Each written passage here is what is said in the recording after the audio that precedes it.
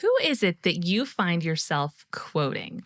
Oftentimes, it's the people who have shaped us or shaped our thinking over time. And I think about the character Forrest Gump, right? Who always quoted his mom. Do you remember this? The famous movie quote? It's Mama always said, life is like a box of chocolates. You never know what you're going to get. I didn't try to sound like him when I said that, so you're welcome. As a leader, your most powerful tool, it's not your title, it's your words. The phrases you say on repeat quietly shape the culture around you. They have the ability to impact someone for good or for bad. So today, we're going to figure out what yours are because they already exist, whether you know it or not, and what you want them to be. I don't think I quote anyone more than I quote my dad. And it's funny because half the things I quote him saying are things that made me roll my eyes when I was a kid or a teenager. I'd be in the car with him talking about someone else and how great they were at something, about what they had that I didn't have, about what their parents let them do that my parents didn't let me do. And he would respond with one singular phrase every time. If my sisters are listening to this, they know exactly what's coming. He would say, well, when you compare, you lose.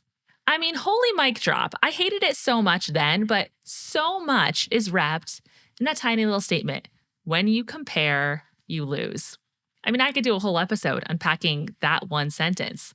Another thing he used to say when I would start talking about someone else was, Kara, is it true? Is it kind? Is it necessary? And again, I'd roll my eyes and say, no. But those statements were shaped by his values. And whether I liked it or not as a kid, it eventually shaped my values. It created a family culture. And this last quote I love of his was, the best 2 days with my boat were the day I bought it and the day I sold it. Nothing to do with his values or this episode, but it's just such a dad thing to say.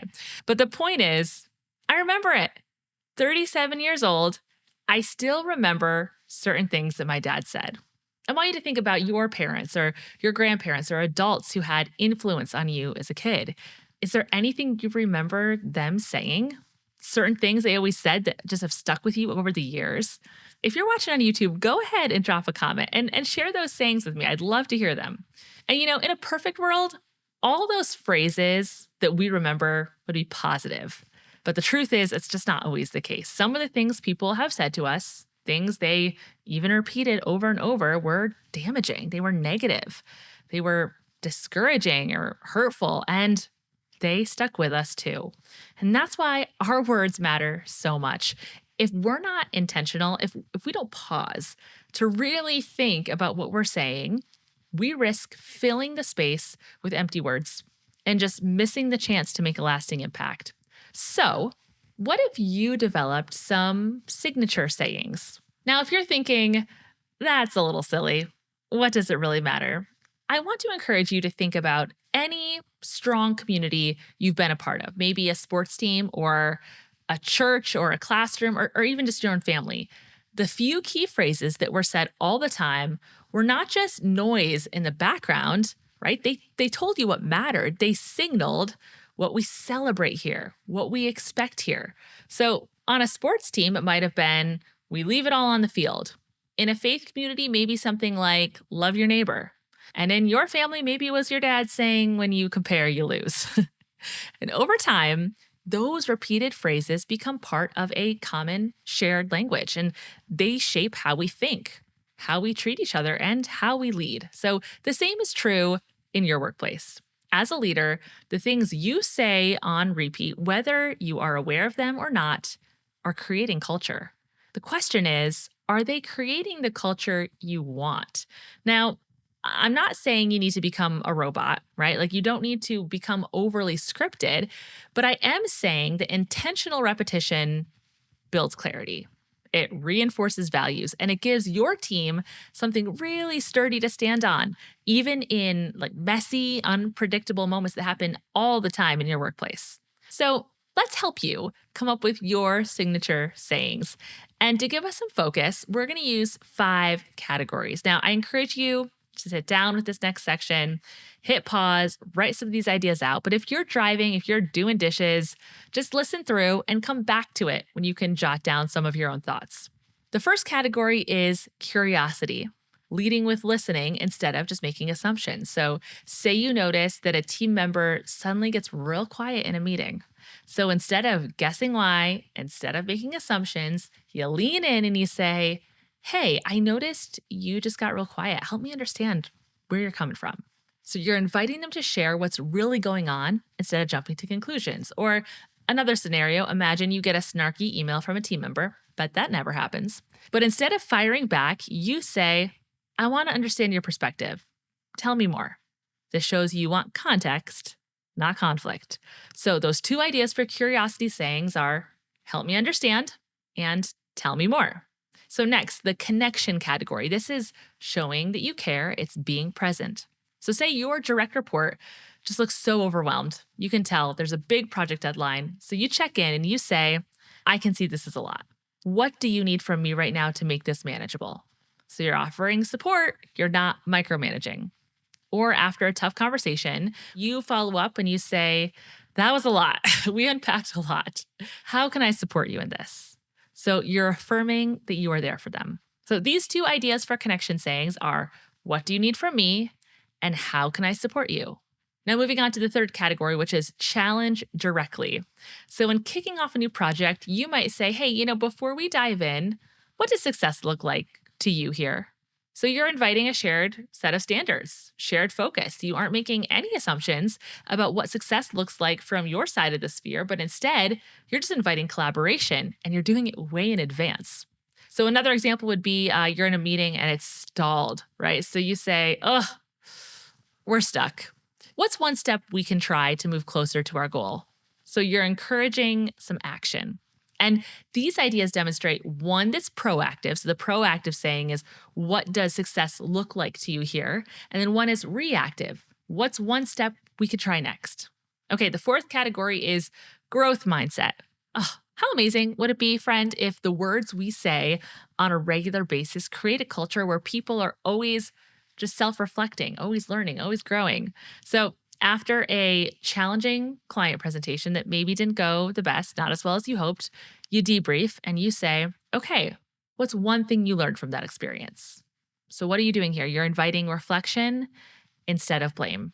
Or when a mistake happens, because they will and they should, you ask, "This didn't go as planned. How can we use this to do better next time?" You're framing mistakes as just fuel for improvement.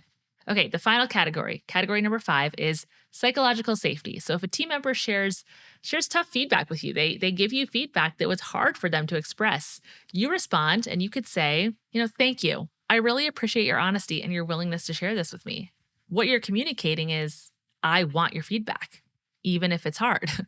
Or when someone admits that they're struggling to meet your expectations, you could say, "Thanks for telling me. Thanks for trusting me with this. Let's just figure out a plan together." So you're reinforcing trust and collaboration as core values with these simple sayings. So, again, the categories for you to think through are curiosity, connection, challenge, growth mindset, and psychological safety. Try imagining how these moments could play out in your own leadership and how one phrase, just like one of the ones I mentioned, might open the door for so many deeper conversations and so many clearer conversations. Now, I know that the phrases I just used as examples don't seem super signature. They aren't "life is a box of chocolates" kinds of phrases, but they don't need to be. It's not actually about what you say, it's about how often you say it. About I'll give myself 9 weeks ago, I joined a gym and I've been going 3 mornings a week and taking this class. And this class I'm going to, it's been super hard for me, but I've learned to love it. And I go to the 6 a.m. class, which is hilarious because if you know me, I'm the polar opposite of a morning person, but I am forcing myself to get up and do it. And it's done a lot for my mind, for my body. Each time I go, I'm just like proving my own self doubts wrong. And that feels good. But like any collection of people, this gym has a culture.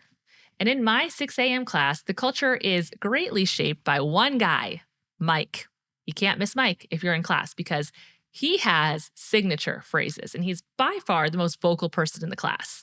I mean, I try to keep up with being vocal, but I haven't quite found my own signature gym phrases yet, but I'm working on it. But we do 3 sets during the class, and he starts by saying, first set, best set, followed by second set, better set, and then ending with third set, bestest set. And all in between, he's saying, fantastic, fired up. But my absolute favorite is at the end of every class. Every time he yells, congratulations, you just finished the best class of the week. And that's how he sounds. Then as we put our equipment away, he says, good job, Kara. He says good job to everyone by name. Well, the gym just released some new merch, and on the back of one of the shirts, it states a quote, best class of the week. Mike's reliable every class. We all look forward to it. We really feel like he's cheering us all on. It's leadership at the gym, and his leadership is creating culture just by using phrases that he repeats that stick with us. So your signature sayings as a leader don't have to be creative. They don't have to be funny. They don't have to be smart or whatever. They just have to be consistent. So what are you saying now? What do you hope people who leave your leadership look back and quote you saying? What is the impact you want to have with a very limited time you get to serve and lead your people? Friend, your words really matter. The culture of your workplace really matters. And if you are a values-driven leader, which I am assuming you are if you're still here listening, then the way to connect your values to your culture is simply by what you say every day. So make your conversations better with signature sayings. And if you need some more inspiration for this, you got to jump on my Better Conversations newsletter. It goes out every Thursday. It's packed with real stories, real tools for all your very real conversations. And my list of leaders that get it every week continues to grow. And the feedback I get from them is so encouraging. And I do not want you to miss out. So go to heykaralist.com/newsletter and jump on it today so you can get this week's email on Thursday. Okay, friend, whether it is I have a dream or Dory saying, just keep swimming, the leaders and characters we remember most often said something on purpose, something repeatable, not because they were necessarily trying to be memorable, but because they were clear on what they stood for. So take this challenge seriously and build your signature sayings. And as always, I believe in what you're doing. I believe it matters, and I'm here cheering you on. Talk to you next time.